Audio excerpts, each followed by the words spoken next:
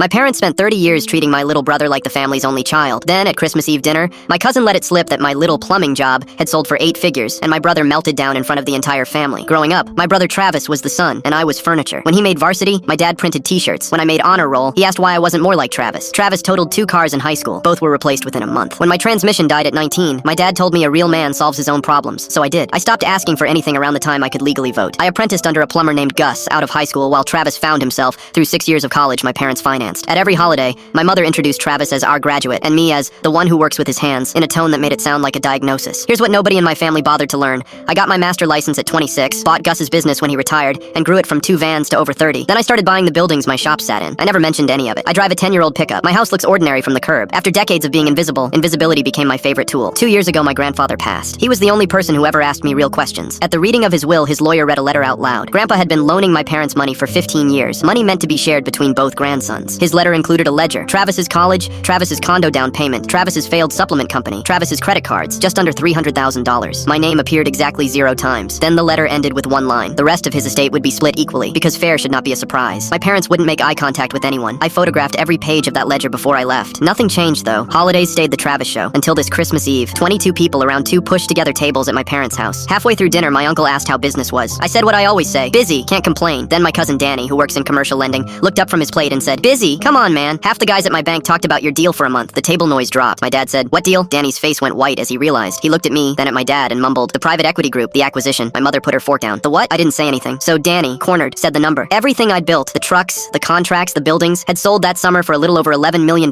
You could hear the ice maker in the kitchen. My father stared at me like I was a stranger who'd wandered in off the street. My mother's mouth actually hung open, and Travis let out this strange high laugh and said, that's not real. Tell them that's not real. I said, it's real. I stayed on as a consultant. What happened next was the same scene I'd watched my whole life, just inverted. Travis shoved back his chair and started shouting that I was sick for hiding it, that family shares, that he was drowning in debt while I played poor. He worked himself into actual tears, and, right on schedule, my mother jumped up to rub his back while my father told everyone to calm down. Then my aunt, God bless her, asked the only question that mattered. Travis, what exactly did he take from you? Nobody answered, because the answer was nothing. I'd taken nothing my entire life. I stood, thanked my mom for dinner, wished everyone a Merry Christmas, and drove home in my old truck with the radio on. The request started before New Year's. Travis needed a bridge loan. My dad had an investment opportunity. My mom called crying that a family with secrets isn't a family. Rich, coming from her. In February, they made it formal. An email from all 3 of them, asking me to pay off Travis's debts to finally bring this family together. I replied with no argument and no lecture. Just attachments. Every page of Grandpa's ledger, with each of the 15 years of payments to Travis highlighted in yellow, and a single sentence at the bottom. This family's sharing has already been done, and it was never with me. Nobody replied. Nobody has asked since. Last month, my old mentor Gus turned 80. I visited him with coffee and told him the whole story. He laughed until his eyes watered, then said, son, they never asked what you were building because they never thought you were worth asking about. He's right. And it turns out being underestimated pays better than being adored.